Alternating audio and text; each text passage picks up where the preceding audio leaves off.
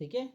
तो चलिए फिर आगे का देखिए कि 8वां मंत्र शुरू होता है कि स प्रयागा शुक्रमकायमवृणम स्नाविरगुं शुद्धमपाप विध्वम कविर्मनीषी परिभू स्वयंभू याथा तथ्यतोर्थान व्यतथाच्छाश्वतीभ्यः समाभ्यः।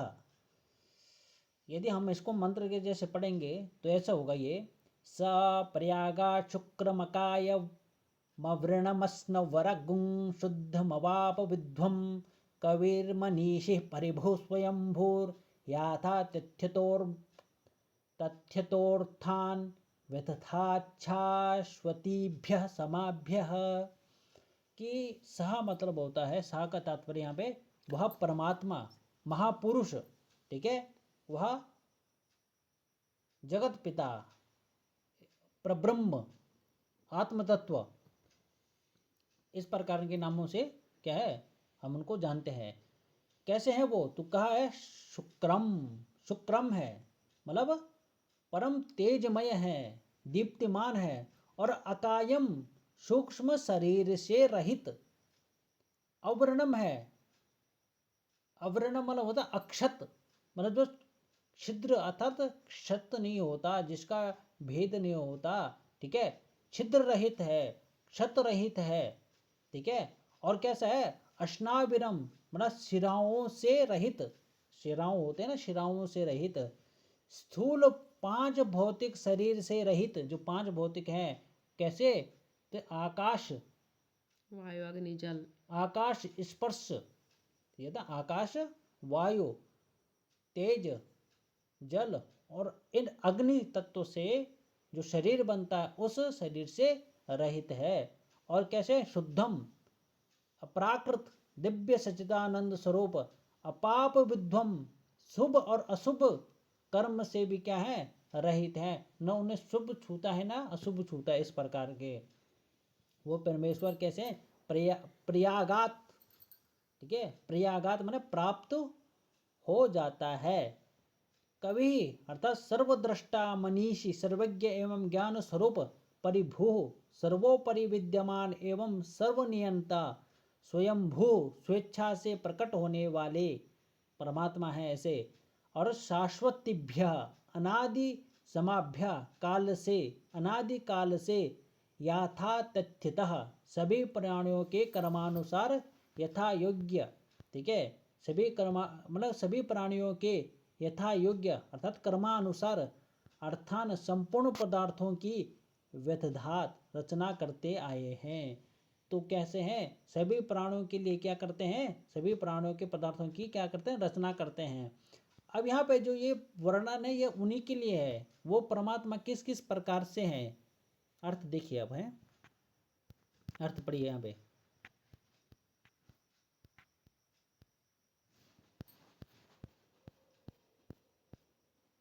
किस किस प्रकार से है वो परमात्मा? वह आत्मा सर्वगत शुद्ध अशरीरी हाँ, अक्षत वह आत्मा क्या है? सर्वगत है। सर्वगत मतलब सभी को जानने वाले, हाँ, सर्वगत, शुद्ध है, हाँ, अशरीरी यानी अशरीरी, कि जिसका शरीर नहीं है, अक्षत स्नायु से रहित, निर्मल है, अपापिहत है, सर्वदृष्टा सर्वज्ञ सर्वोत्कृष्ट और स्वयंभू, स्वयंभू यानी कि स्वयं ही उत्पन्न होने वाला है। उसी ने नित्य सिद्ध संवत्सर नामक प्रजापतियों के लिए यथा योग्य रीति से अर्थों यानी कि अपने कर्तव्यों का विभाग किया है। मतलब पदार्थों का कर्तव्य अथवा पदार्थों का विभाग किया है, अपने पदार्थों की रचना करते आए हुए हैं।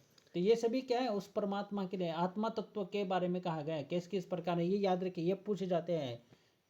सर्वगत कौन है, शुद्ध कौन है, अशरीरी कौन है, अर्थात सूक्ष्म शरीर अकाय कौन है, मतलब संस्कृत में आएगा शुक्रम, शुक्रम, शुक्रम कौन है, नहीं ऐसे नहीं, संस्कृत में आ गया शुक्रम कौन है, अकाय कौन है, अवर्णम कौन है, अश्नाविरम, शुक्रमकार शुक्रम मतलब तेजमय दीप्ति युक्त दीप्तिमान, तो शुक्रम, और अकायम अवर्णम अस्नाविरम, ठीक है, मतलब सिराओं से रहित, स्थूल 5 भौतिक शरीर से रहित, अश्नाविर कहा गया है। स्नाविर रहित, अश्नाविर।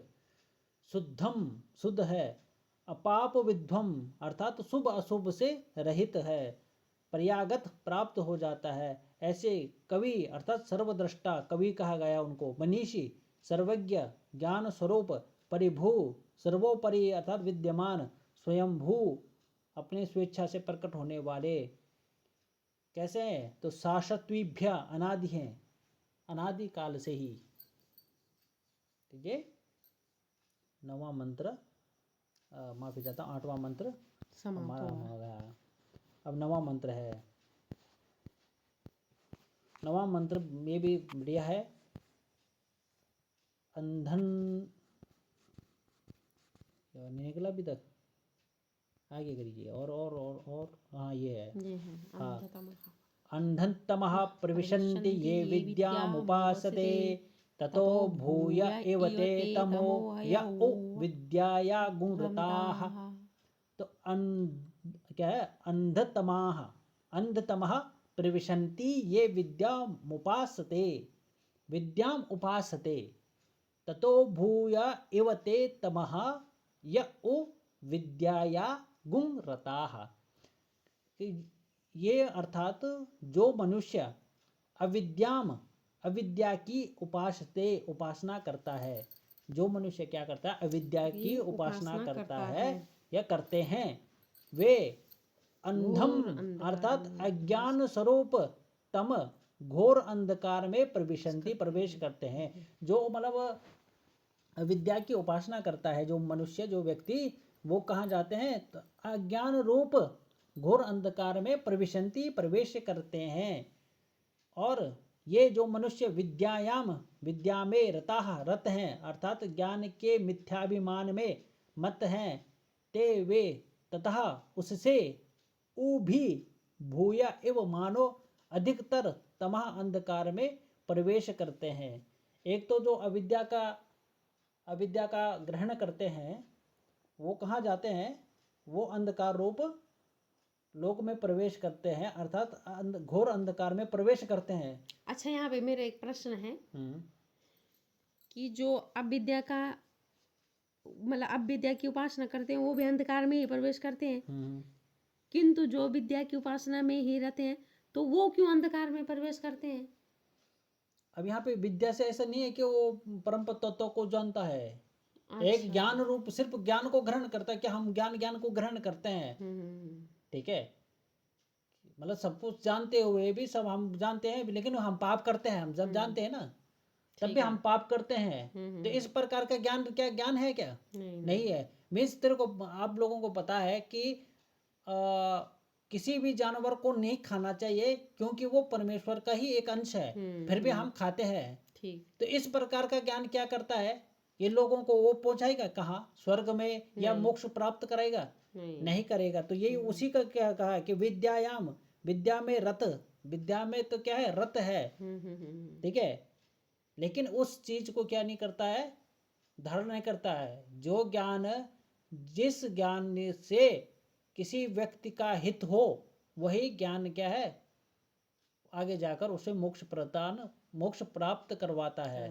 लेकिन जो ज्ञान किसी को मोक्ष ना प्राप्त करे उसका कोई लाभ नहीं होता है। तो यहाँ पे है। ठीक है, अब व्याख्या इसकी, अब व्याख्या चाहते तो व्याख्या में बता सकता हूँ और विस्तृत से।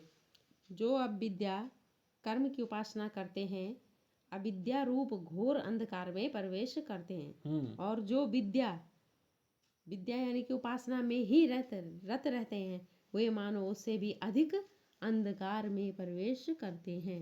हाँ, हमें कहा है कि जो मनुष्य भोगों में आसक्त होकर उनकी प्राप्ति के साधन रूप अविद्या का विविध प्रकार के कर्मों का अनुष्ठान करते हैं। ये मनुष्य जो भोगों में रहता है ना, भोगों में रहकर आसक्त होकर भी साधन रूप अविद्या का विविध प्रकार से कर्मों का अनुष्ठान करते हैं, वे उन कर्मों के फल स्वरूप अज्ञान अंधकार से परिपूर्ण विविध योनियों और भोगों को ही प्राप्त होते हैं। वे मनुष्य जन्म के चरम और परम लक्ष्य श्री परमेश्वर न पाकर निरंतर जन्म मृत्यु रूप संसार के प्रवाह में पड़े हुए विविध तापों से संतृप्त होते रहते हैं।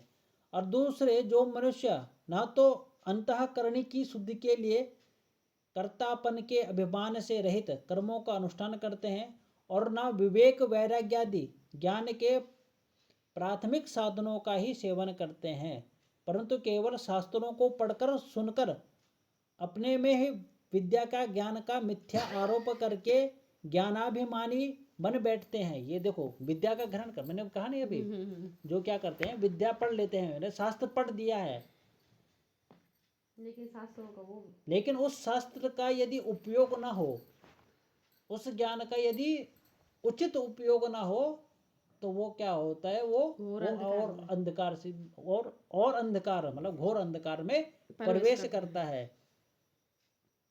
जैसे कि आजकल सुना होगा आपने, आजकल देखा होगा कि सब क्या है, पढ़े लिखे हैं, लेकिन आज देखा होगा कि आपने ये एक रूढ़ बन गया है कि आजकल के सभी पढ़े लिखे मूर्ख हैं। क्यों कहा जाता है ऐसा? अब जो मूर्ख हैं, मतलब जो जो हमारे पूर्वज जो लोग हैं जिन्होंने कम पढ़ाई कर रखी है या जो पढ़े लिखे नहीं है, उनको बोलते हैं बहुत अच्छे थे, बहुत विद्वान थे। क्यों बोलते हैं ऐसा?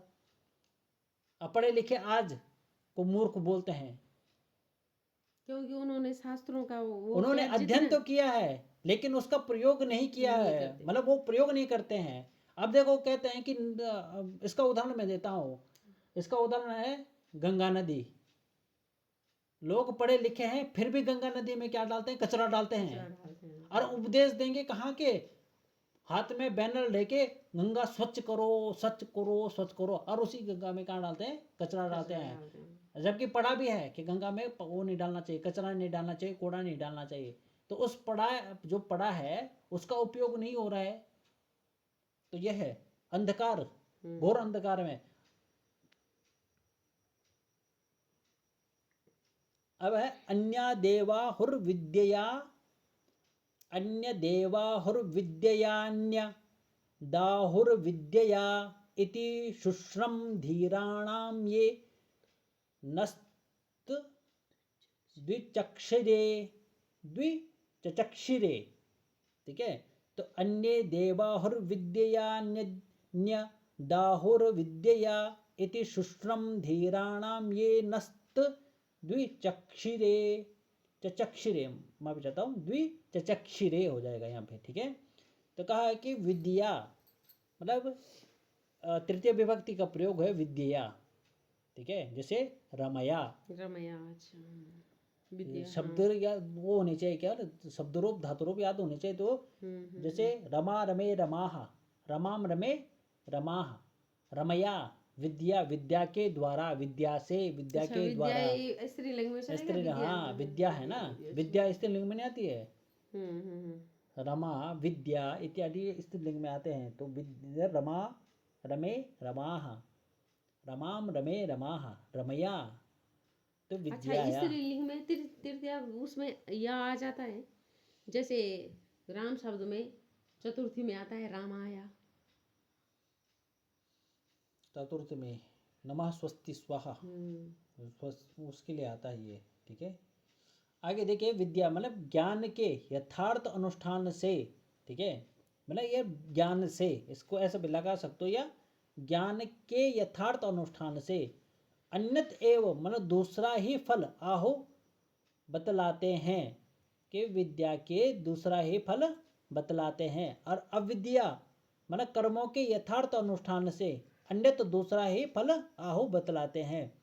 इस प्रकार धीराणाम धीर पुरुषों के शुश्रुम वचन सुने हैं, ये जिन्होंने न हमें तत् उस विषय को विचक्षिरे व्याख्या करके भलीभांति समझाया था, कि ज्ञान के यथार्थ अनुष्ठान से दूसरा ही फल बतलाते हैं और कर्मों के यथार्थ अनुष्ठान से दूसरा ही फल बतलाते हैं।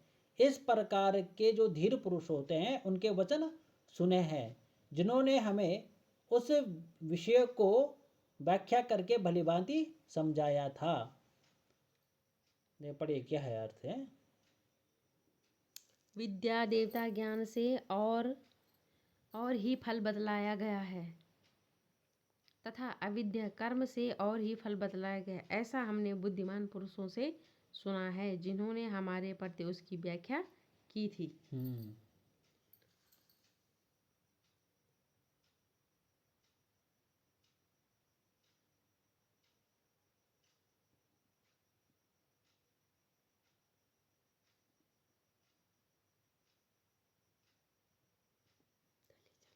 मैंने कहने का तात्पर्य है कि इसी प्रकार सर्वोत्तम फल प्राप्त कराने वाले कर्म का स्वरूप है।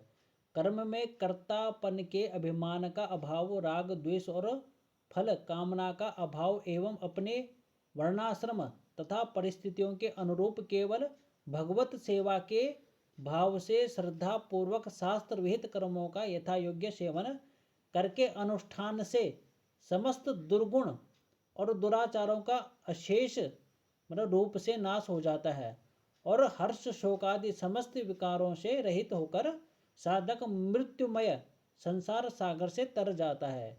और सकाम भाव से किए जाने वाले कर्मों का जो पुनर्जन्म रूप फल उन कर्ताओं को मिलता है, उससे इस यथार्थ कर्म सेवन का यह फल सर्वथा भिन्न और विलक्षण है। इस प्रकार हमने उन परम ज्ञानी महापुरुषों से सुना है। क्या है यहाँ पे कि नित्य अनित्य वस्तु का विवेक क्षण भंगुर है। ठीक है, विनाशशील अनित्य एहलौकिक और पारलौकिक, ये लोक और परलोक, भोग सामग्रियों और उनके साधनों से पूर्ण विरक्त, संयम पूर्ण पवित्र जीवन और एकमात्र सच्चिदानंद घन पूर्ण ब्रह्म के चिंतन में अखंड संलग्नता इस यथार्थ ज्ञान के अनुष्ठान से प्राप्त होता है। पर ब्रह्म पुरुषोत्तम यथार्थ ज्ञान का यह सर्वोत्तम फल ज्ञानाभिमान में रत स्वेच्छाचारी मनुष्यों को जो दुर्गति रूप फल मिलता है, उससे सर्वथा भिन्न और विलक्षण है।